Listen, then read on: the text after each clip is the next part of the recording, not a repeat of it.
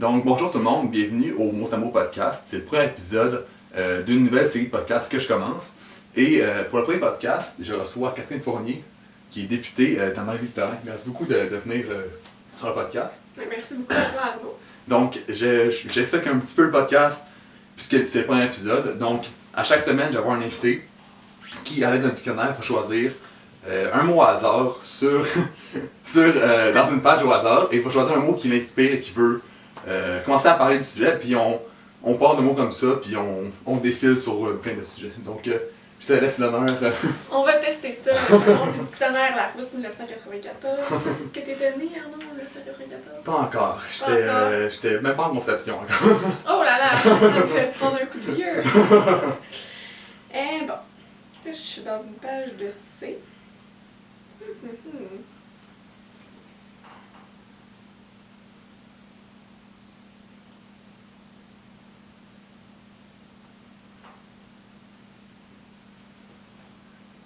Tu peux changer de page s'il n'y a pas de mot qui te vient, qui te tape à l'œil. Il y a plein de mots intéressants. Il faut juste que je cherche quelque chose d'intéressant à dire en lien avec ça.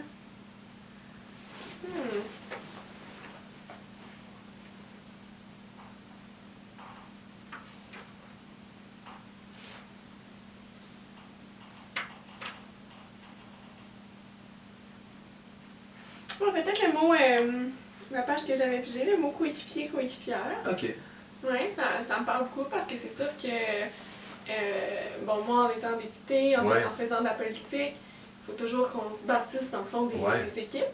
Des équipes politiques, même moi, t'es comme députée indépendante, j'entends souvent « Ah, mon Dieu, t'es comme toute seule dans ton coin », mais c'est sûr que moi j'ai pas de caucus de députés avec moi, donc d'autres membres je suis pas dans un parti politique, tout ça, mais ça n'empêche pas que j'en ai une équipe autour de moi, j'en ai des gens qui m'appuient dans mon action politique, qui travaillent avec moi d'abord, dans le fond, chaque député, on a un bureau de circonscription, donc avec des gens, des employés qui nous appuient dans notre travail, qui offrent le service aux citoyens, tout ça, mais aussi, j'ai des gens avec moi à l'Assemblée nationale qui m'aident à produire des projets de loi, à faire des interventions, tout ça, puis moi, la politique, c'est un sport d'équipe. Fait que moi, c'est sûr que je suis la personne qui prend la parole, tout ça, qui est peut-être en avant, mais... Il y a une grosse machine derrière aussi. Tout à fait. J'ai plein de monde, puis il y en a aussi des gens bénévolement qui m'appuient, qui m'aident dans mon action politique avec le mouvement qu'on a lancé aussi, Ambition Québec, qui va prendre son envol justement tout au cours de l'année 2020. Fait que moi, même si je suis députée, je me vois pas comme...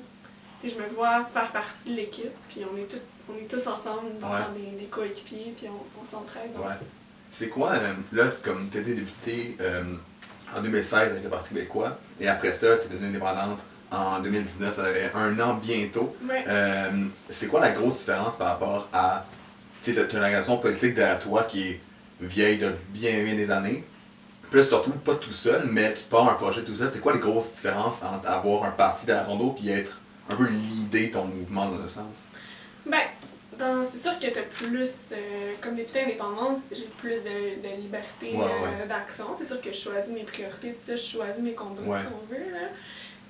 En même temps, la différence, c'est sûr qu'il y a beaucoup de choses que je dois faire par moi-même ou que avec mon équipe, mais en même temps, ça nous apprend justement à être plus autonomes. Moi, il y a plein de choses que j'ai appris sur le fonctionnement de l'Assemblée nationale que je connaissais pas quand j'étais dans un parti, parce que la machine, si on veut, il y avait plus d'employés, tout ça, donc ils le faisaient un peu pour nous. Tandis que là, ça me permet de mieux comprendre même les rouages de l'Assemblée, même si parfois il y a certaines choses qui prennent plus de temps. Mais je trouve que c'est quand même positif parce que je comprends plus le système qui est en arrière de tout ça. Donc oui, il y a certains côtés plus négatifs, comme justement peut-être que ça prend plus de temps, mais en même temps c'est positif parce que ça permet d'avoir une plus grande, le portrait global de l'affaire. Ok. Je trouvais ça, genre, j'ai fait un peu de recherche par rapport à toi, puis comme même avant je connaissais, puis je trouvais ça intéressant que tu sors beaucoup des moules de ce qu'on connaît des politiciens dans le sens, tu sais. T'étais la jeune élue députée à 24 ans, t'es sorti d'une grosse institution au Québec, puis j'ai lu aujourd'hui, comme en faisant un peu de recherche, que j'avais pas comme su ça, mais que tu as dévoilé tes dépenses, je pense au printemps dernier, un peu pour inciter les autres députés à mettre un peu la vérité en face, puis je trouve ça fun que tu t'as pas peur d'un peu comme casser ces barrières-là. Est-ce que t'as toujours été comme ça? Juste de commencer la politique à un jeune âge comme ça, est-ce que c'est quelque chose que t'as toujours fait un peu passer les barrières?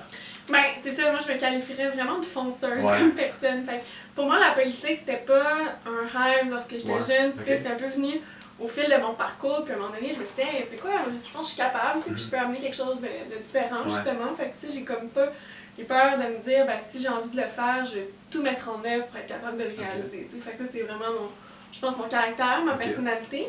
Mais sinon, c'est ça, quand tu parles du fait d'avoir, par exemple, dévoilé mes dépenses, tout ça, c'est parce que, bon, moi, la grande raison fondamentale pour laquelle je suis allée en politique, c'est la question de l'indépendance du Québec. Ça, c'est un projet collectif qui me motive énormément. Mais sinon, il y a plein d'autres enjeux qui m'intéressent aussi. Mais je veux dire, un autre truc assez fondamental dans mon engagement politique, c'est de restaurer la confiance entre la classe politique et les citoyens. Parce que bon, moi je crois dans les projets collectifs, comme je viens de dire, et je pense que pour qu'il y ait des projets collectifs au niveau politique, la base, c'est que les gens retrouvent leur confiance envers la classe politique, ou du moins que ça soit amélioré. Puis je crois qu'un des grands facteurs par lesquels ça passe, cette amélioration de la confiance, c'est la transparence.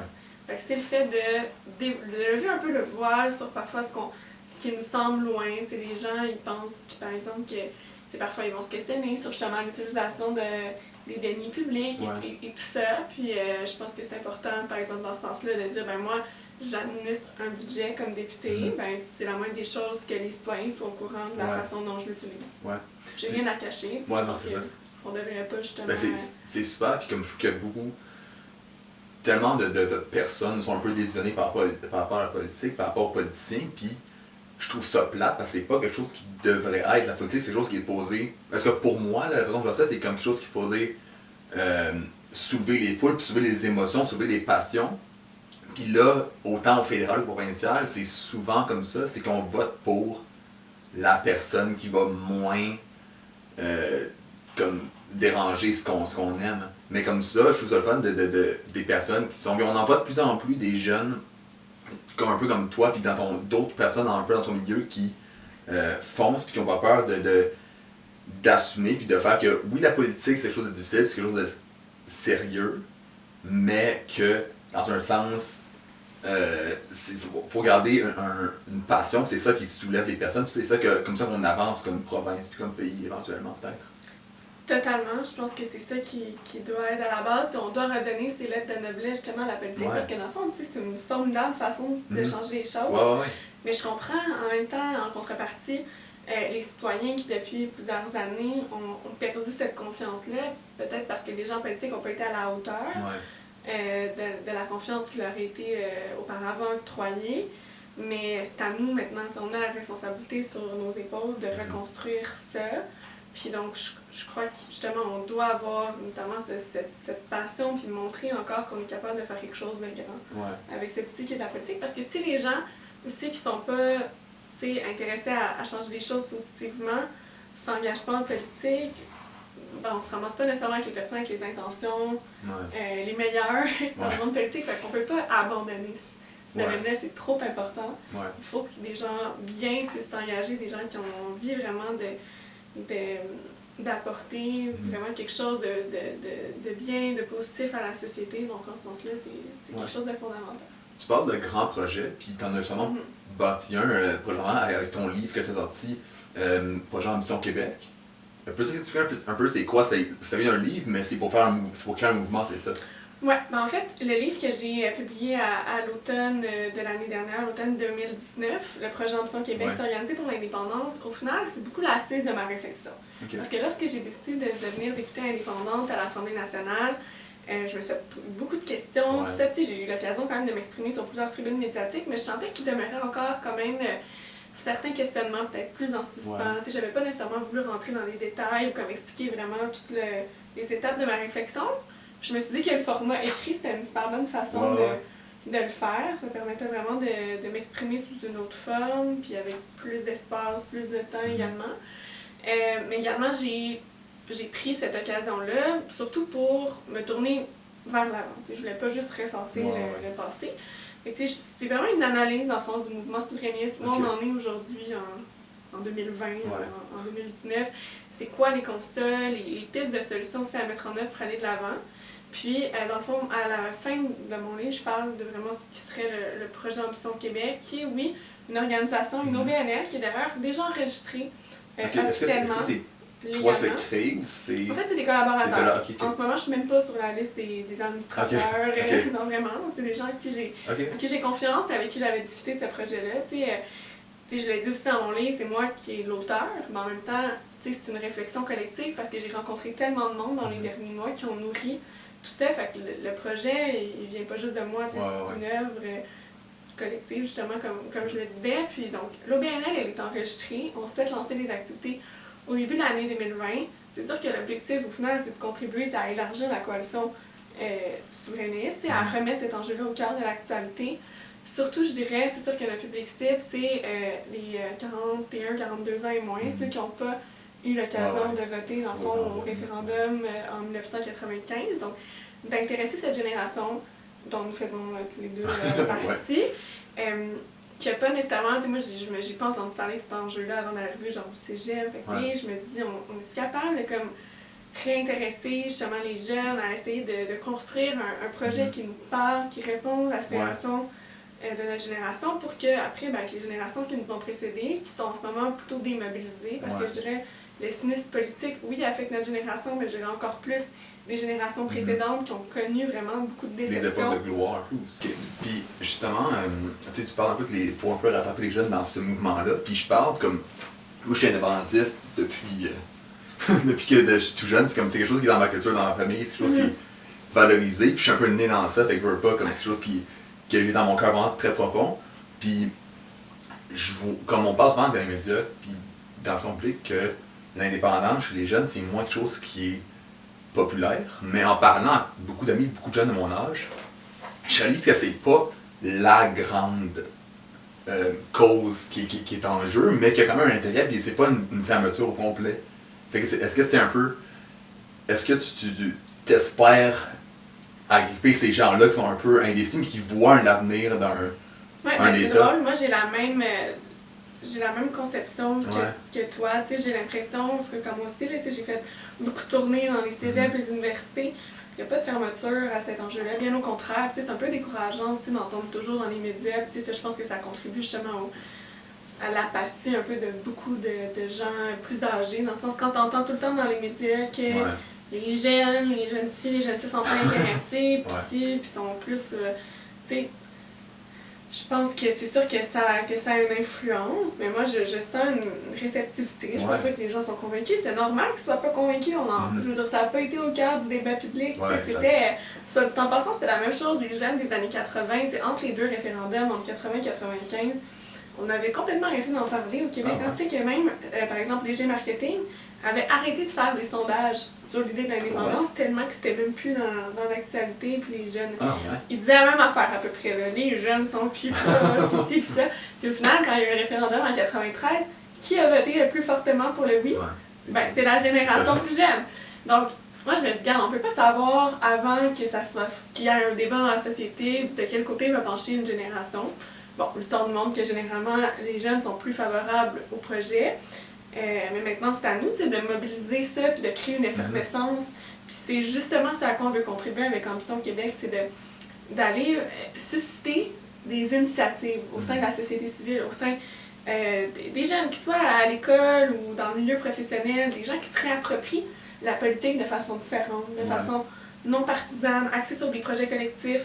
Oui, un rapport avec l'indépendance, mais généralement avec la mobilisation de la jeunesse, avec l'idée du sentiment d'appartenance envers le Québec, puis de le lier aussi aux grands enjeux d'aujourd'hui, que ce soit l'environnement, que ce soit le vivre ensemble, les inégalités sociales, peu importe c'est quoi la sensibilité qu'on peut avoir ou l'enjeu qui nous importe, il y a toujours un lien à faire, puis je pense que c'est de cette façon-là. Je pense pas qu'il y a une seule façon de parler à tous les Québécois, où tout le monde on a nos propres sensibilités, mais c'est de dire est-ce que ça peut pas se générer justement plus dans une approche de la base vers le haut, plutôt que ce soit constamment les partis politiques qui aient en main cet enjeu-là puis qui essaient de dicter d'imposer un projet à la population. Donc c'est vraiment d'inverser l'échelle de pouvoir.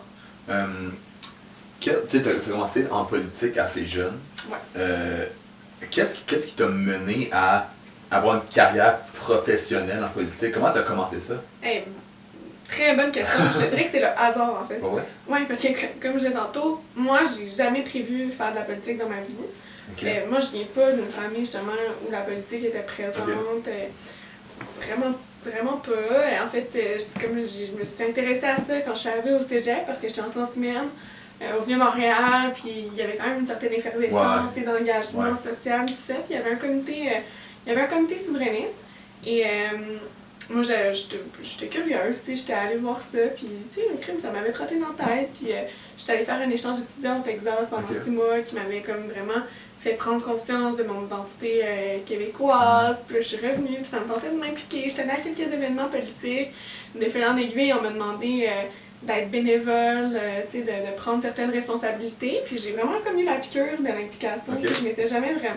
Tu sais, j'avais fait beaucoup de bénévolat dans ma vie, mais pas au niveau politique. Puis là, je trouvais ça le fun, d'avoir un idéal à défendre, puis une cause commune avec un grand nombre de gens. En tout cas, je trouvais ça très porteur, puis j'ai senti que je pouvais faire la différence. Fait que de plus en plus, j'ai commencé à prendre des postes comme ça de bénévole, d'implication militante. Je suis devenue quasiment militante bénévole à temps plein. Là. À un moment donné, j'étais présidente quand j'étais à l'université du mouvement des étudiants souverainistes de l'Université de Montréal. J'organisais des semaines de conférences, tout ça, avec une équipe qui venait des gens de tous les partis aussi, ou des gens qui s'affiliaient à aucun parti. Là, je pense que mon désir d'action non partisan, ça part là de beaucoup aussi. Moi, j'ai l'idée de rassemblement, le fait de travailler ensemble, moi j'y crois, je l'ai déjà vécu à l'université. Je pense que j'espère que c'est reproductible, en fait, j'ose le croire, dans la politique comme plus institutionnelle. Puis finalement, de fil en aiguille, en m'impliquant justement, que ce soit au blog, après ça, je me suis impliquée aussi au Parti québécois, toujours dans la volonté quand même de...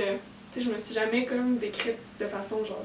Tu sais, je me suis toujours décrite comme souverainiste avant péquiste, péquiste, tout ça. Pour moi, le véhicule, tu sais, c'est important, mais en même temps, c'est vraiment la cause qui m'importe. Puis c'est un peu pour ça aussi que j'ai choisi de devenir indépendante, parce que je sentais plus que la cause pouvait avancer autant au niveau du véhicule du Parti québécois. Mais toujours est-il que j'ai quand même cru, au départ, moi j'ai toujours voulu faire le maximum pour essayer de changer les choses. Et je me suis dit, si je veux par exemple que les choses changent au PQ, je vais me présenter. Je vais me présenter comme députée. Puis en plus, j'avais le goût de faire la différence au niveau local dans ma communauté. Fait que j'ai décidé de foncer. Puis j'ai commencé à faire, dans le fond, j'ai fait une investiture parce qu'au départ, il y avait plusieurs personnes qui voulaient être candidates du Parti québécois dans Marie-Victorin, dans ma circonscription. Fait qu'une investiture, ça c'est comme une élection, mais juste entre les membres du parti. Fait que c'est pas genre la population générale. Fait que c'est comme une pré-élection. Là, on était 6 candidats, puis c'est moi qui ai gagné, dans le fond, la majorité des appuis, dans le fond, des membres du comté. Fait qu'après, ça m'a comme donné le droit de me présenter sous la bannière du PQ aux élections. Puis j'ai remporté, c'est ça, en 2016. Puis, tu sais, même quand j'étais au parti, tu sais, je me suis impliquée dans toutes sortes de comités. J'étais même membre du conseil d'administration du parti pour vraiment essayer de voir au maximum ce que j'étais capable de faire, puis ce qu'on pouvait changer. Puis c'est un peu par constat de dire que c'était comme tellement lourd et difficile à changer à l'intérieur que je me suis dit, il faut peut-être brasser les choses à l'extérieur, puis que ça va avoir une meilleure influence après sur le mouvement général. Donc, j'essaie les choses. Je pense que c'est notre responsabilité en tant que souverainiste. C'est facile d'être dans le statu quo, puis de juste comme se laisser entraîner, et dire ben oui, ça va mal, tout ça. Mais moi, j'ai comme le goût de prendre le bâton du pèlerin, puis je sais qu'il y a plein de monde qui y croient, puis qui ont le goût de faire bouger les choses.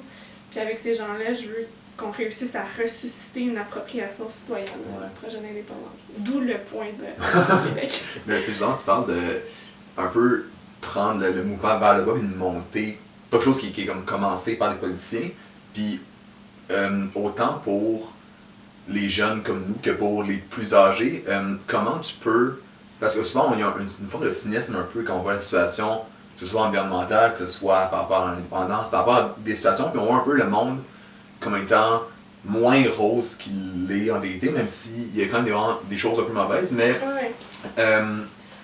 comment tu dirais, qu'est-ce que tu dirais faire à ces gens-là qui voient, qui veulent faire un changement, mais qui voient un peu le défi trop grand dans le sens?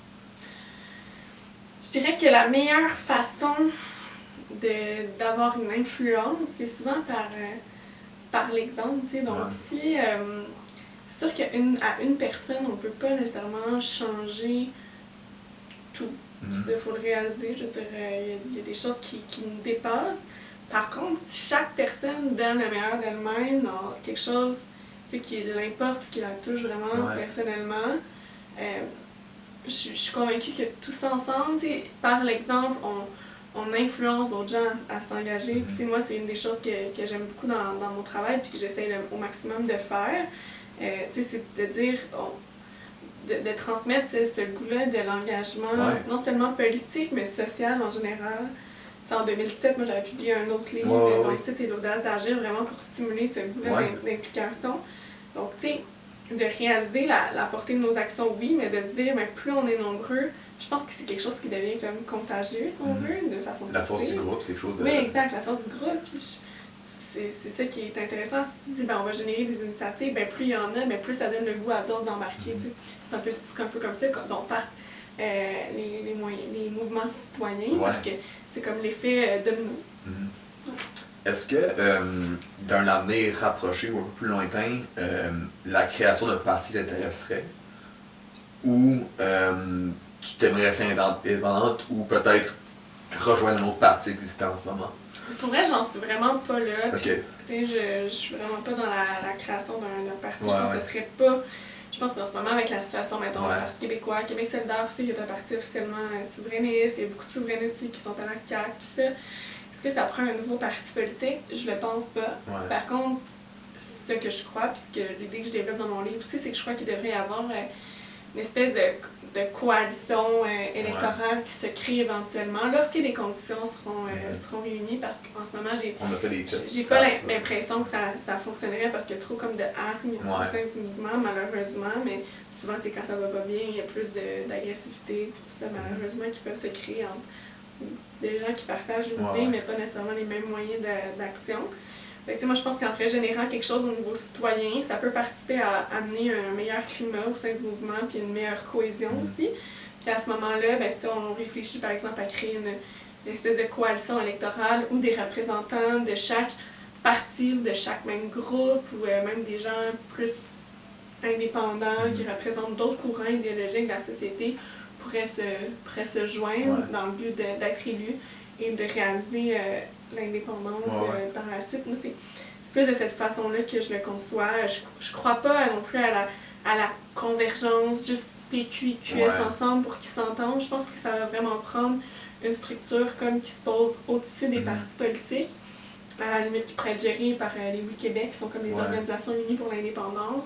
Puis dans cette coalition-là, donc il pourrait y avoir autant justement des représentants des deux partis, mais des gens un peu plus de droite, par exemple, des gens par exemple qui s'identifiaient auparavant à la CAQ, ou qui sont plus indépendants d'esprit, vraiment pour avoir une belle mixité, puis que le projet aussi soit pas tagué, si on veut, avec la marque d'un parti politique. Parce que le problème, avec l'indépendance, qui est un projet tellement large, si on l'associe avec des politiques publiques dans le gouvernement, mettons du Parti québécois, du Québec solidaire, mais c'est sûr qu'il y a des gens qui ne partagent pas nécessairement toute l'idéologie, mais qui sont quand même d'accord avec le principe d'indépendance, vont peut-être moins adhérer. Je ne pas à la politique depuis une couple d'années.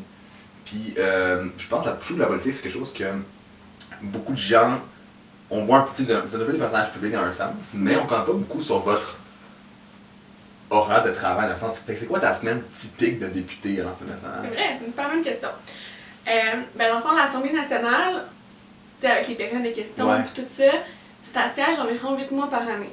En fait, on siège, je sais pas pourquoi ce mot-là existe spécialement, on a comme des sièges au Salon Bleu, fait que ça doit être pour ça qu'on utilise ce mot-là. Mais dans le fond, c'est à peu près de la mi-septembre jusqu'à la mi-décembre. Puis après ça, on recommence début février jusqu'à mi-juin. Ça ressemble un peu à l'école. Puis dans le fond, l'Assemblée nationale à Québec, ces semaines-là dont je parle, c'est 3 jours par semaine. Donc les mardis, mercredis, jeudis.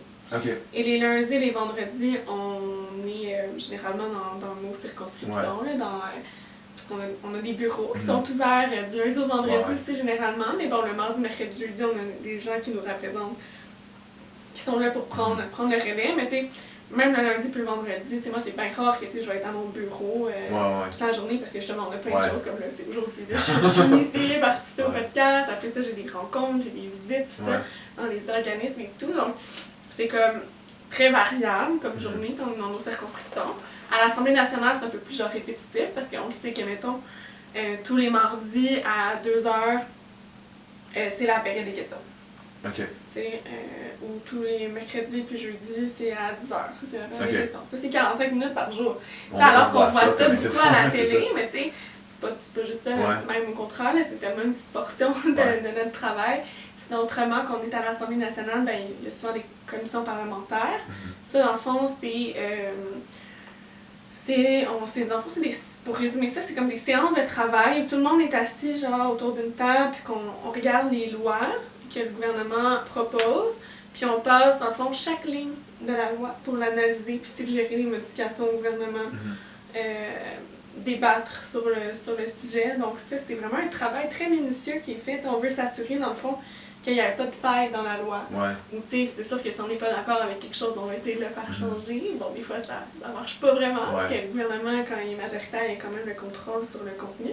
Mais bref, c'est tout ce travail-là, c'est assez long, c'est assez minutieux. C'est important le travail qu'on fait parce qu'après, les lois vont être interprétées dans les tribunaux par les avocats, par les juges. Donc, ça a une répercussion directe sur la vie des gens, dans la réglementation, tout ça aussi. Donc, c'est un travail qui est trop sérieux, qui prend beaucoup de temps généralement. Donc, on passe du temps là-dessus. Mais sinon, aussi, même des fois, à l'Assemblée nationale, il y a des groupes qui viennent nous rencontrer. Donc, on va assister à toutes sortes d'événements comme ça. Donc, c'est des semaines qui sont. C'est plus, disons. C'est plus routinier que nos journées en circonscription. Puis, il faut savoir que les députés. J'ai dit que le lundi et le vendredi, on a notre bureau, mais le samedi et le dimanche, même si on n'a pas notre bureau qui est ouvert, on travaille souvent quand même parce qu'on est aussi invité dans toutes sortes d'événements, que ce soit à participer à des colloques, à des conférences, mais beaucoup dans nos circonscriptions aussi. À chaque fois qu'un organisme communautaire fait une activité bénéfice, par exemple, organise un spectacle ou une activité dans la ville de façon générale, ben, on est invité officiellement, puis c'est important de participer dans la mesure du possible parce que ça nous permet de rencontrer les gens de notre circonscription, ça leur permet d'avoir accès à nous, de nous interpeller sur certaines choses qui se passent aussi dans l'actualité ou de nous connaître notre position. Donc, de vraiment être là ou encore mieux, de comprendre la réalité des gens, justement, celles qui vivent sur le terrain. Moi, par exemple, je me fais un point d'honneur de faire du bénévolat dans les organismes de ma circonscription. De temps en temps, juste pour justement être une bénévole parmi les bénévoles, puis voir c'est quoi la réalité de l'organisme, connaître les gens qui s'investissent aussi dans le milieu, dans ma circonscription, qui sont là pour aider, pour faire en sorte d'améliorer notre cohésion sociale. Donc c'est toutes des choses que j'adore faire, pousser des dossiers aussi au niveau local avec les gens de mon équipe. Justement, on a certaines priorités. Moi, je travaille beaucoup au niveau des écoles. Donc, stimuler ce sentiment d'appartenance, lutter contre le décrochage scolaire, justement, ça fait partie beaucoup de mes objectifs avec toutes sortes de moyens, puis bon, d'être en contact avec toutes les équipes et tout. Ben, je te remercie vraiment de l'invitation. Puis tous ceux et celles, dans le fond, qui veulent s'informer du projet Ambition Québec, on a un site web, c'est ambition.québec, on a également une page Facebook, Instagram, tout ça. Puis, dans le fond aussi, si les gens ont des questions sur la politique, parce que moi, je me donne ça un peu comme objectif aussi, de démystifier le travail des élus. Tantôt, quand je parlais de rapprochement entre les citoyens et la classe politique, ben, n'hésitez jamais, moi, je gère moi-même tous mes réseaux sociaux, donc les gens peuvent m'écrire sur Facebook, Instagram, puis ça me fait plaisir de répondre à vos interrogations sur la politique. Ok, super. Ben, nous, on se retrouve la semaine prochaine avec un autre podcast mot à mot, avec un nouvel invité. Donc, salut, puis à la semaine prochaine.